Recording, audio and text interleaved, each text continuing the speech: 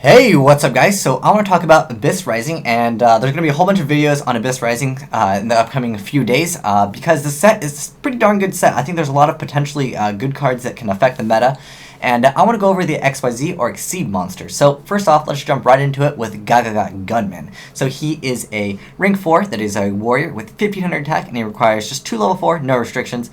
And his effect is actually pretty good. So he requires 2 level 4 monsters. Once per turn, you can detach one XYZ material from this card. Apply one of these effects depending on this card's battle position. If it's in an attack position during this turn, during the damage step only, if this card attacks an opponent's monster, it gains 1000 attack, and the attack target loses 500 attack.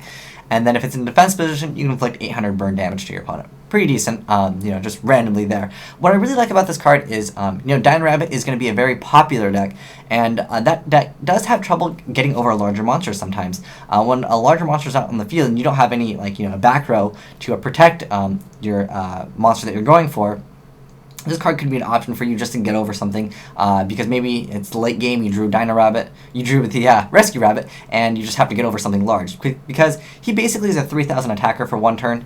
Just to get over something, maybe you can just game your opponent just with this card. So I think this card definitely sees some potential. Also, the other effect, when it's in a defense position, you can just inflict 800 burn damage.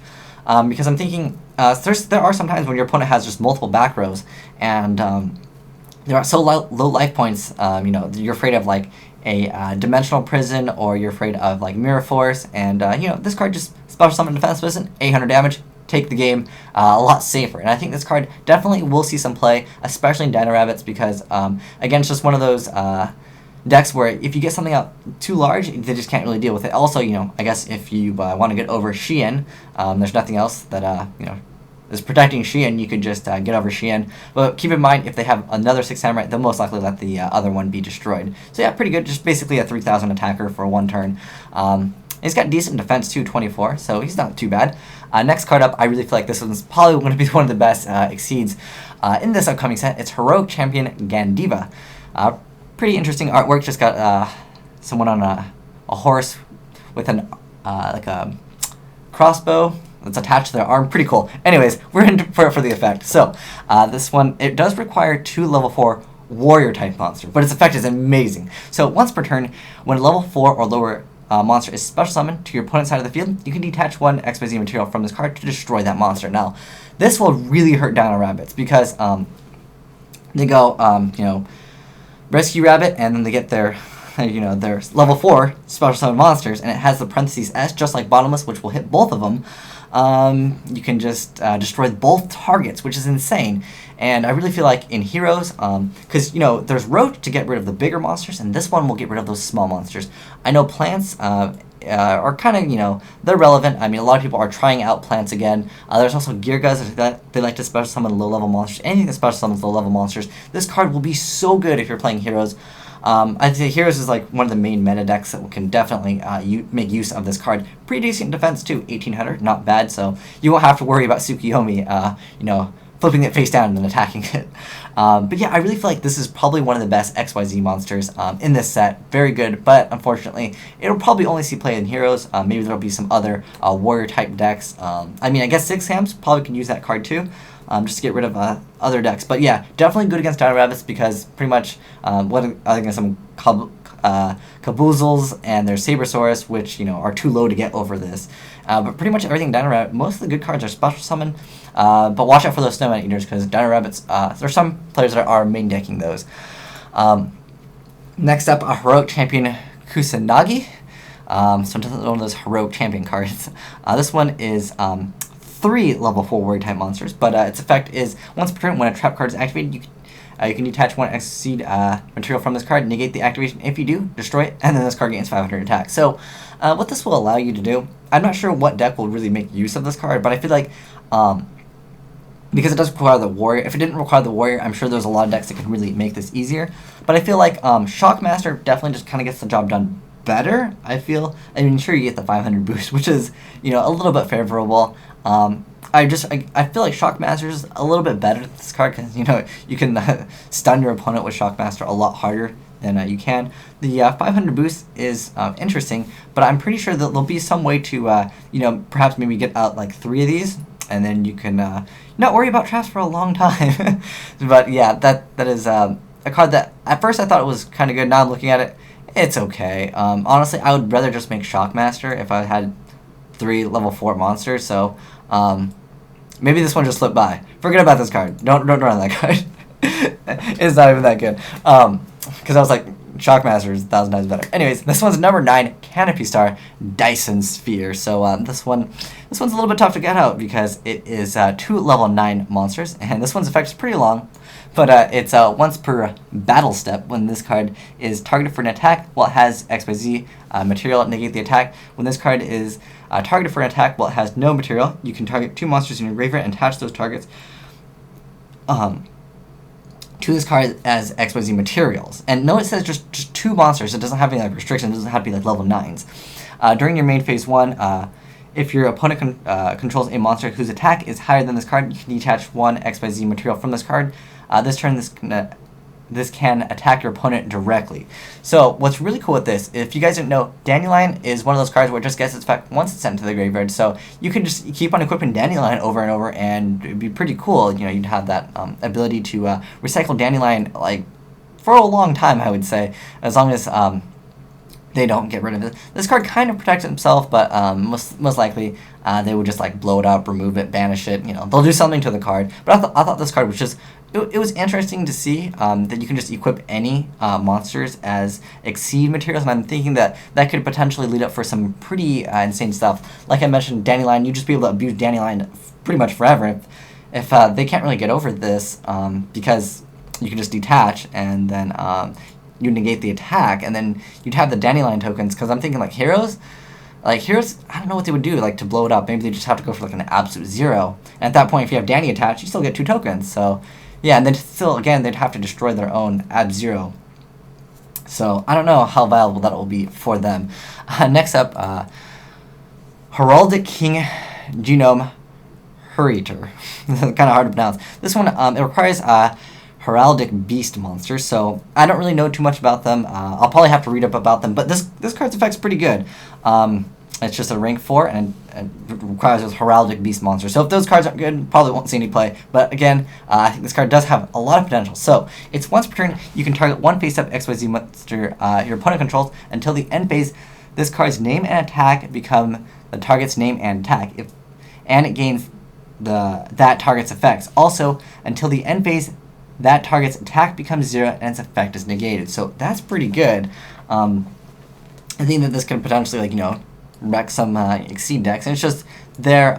But again, if the Heraldic Beasts are not very good, this probably won't see any play. But I think this card definitely has some potential if those cards are good. And then next up, Empress of Prophecy. Now, I don't know how easy it is to make this because I haven't really tested the spell books, but I really think this card, if you can get it out, you know, relatively easy, this card has some really high potential to be really good. So let's check it out. So it requires 2 level 5 spellcaster type monsters. This card gains 300 attack for each XYZ material attached to monsters you control. So that's pretty good. You know, boost that attack up by pretty high depending on how many you have there. Once per turn, you can detach 1 XYZ material from this card, shuffle your deck, then reveal the top 5 cards of your deck and destroy monsters on the field equal to the number of spellbook cards revealed. Then return those cards to the top of the deck in any order. Now that is pretty good because even if you don't reveal all the spell books, and it doesn't have like a negative effect if you don't reveal any. It's not like you reveal none, okay, it can't attack. It's not like shooting Star Dragon. But I really feel like if you can reveal even just like 2, or rearranging those top 5 cards, that's pretty good. You know, just setting up your plays. If you can make this card pretty easy, I think this card definitely has some potentials to change some games because you know, affecting what you draw is pretty good. And you know, it doesn't have too much of an attack, but you know, the destruction effect is good. But by far, I feel like revealing, because after you get this card out, you know, revealing all those cards, pretty good stuff. And it's once per turn you can do its effect, so you can do it twice, which definitely makes it good as long as you can get this card out relatively easy. Yeah, I don't really know the spellcaster type, or spell books I should say, too well, but I'll be checking them out later on. Now this one's more for the looks than anything, but you know, Madolches are a archetype that a lot of people do like. I don't think they'll be too meta, but it'll be kind of one of those fun decks that, you know, can potentially, if they have the right combo. I know there's Modolce Ticket, I think it's called, and that one is like the Black Whirlwind, if you want to say, of, you know, the Modolce. So, I mean, it'll be at 3 when it comes out, so potentially you can still get OTK'd by the cute little cupcake princesses, which is kind of sad. But let's check this one out. So, it requires 2 level 4 Modolce monsters. Once per turn, you can detach 1 XYZ material from this card to target 2, up to 2, it's up to, so that could be 1, Modolce cards in your graveyard. Shuffle those targets into the deck, then shuffle cards your opponent controls into the deck up to the number of cards returned. So, you know, just bounce 2, like. And what I like about it is just 2 cards. It doesn't have to be like monsters. And I think that you know, has some potential for Modolces to perhaps get that OTK that's hilarious if they pull it off. So yeah, so this is going to be the last monster. This monster, not so good. It's more just for like nostalgia. It's Awakened Brave Warrior Gagagigo. Because, you know, if you know Gagagigo and Marauding Captain, there's so many cards with both of those in there. There's actually probably like, I think there's someone that made a video on like some story about Gagagigos. There's like so many variants of Gagagigos. But yeah, this one, it doesn't have an effect. It's just one of those. But what's cool is he's basically unaffected by Skill Drain, as well as you cannot Fiendish Chain him. And he's got pretty hefty attack, but he requires 3 level 4 monsters. If it was just 2 level 4, this card would definitely be seeing some play, but it is water, so, you know, if you want to make it in, you know, waters, I guess you could probably make it relatively quick. Waters can spam the field, but this card doesn't have anything to like discard with. But maybe if you want to get more waters in the graveyard for a card called Malin Glace, which I'll be checking out when I show you guys a lot of the other cards that I'm excited about. But yeah, there's just so many great cards in the set, and those are going to be the really good Exceed monsters.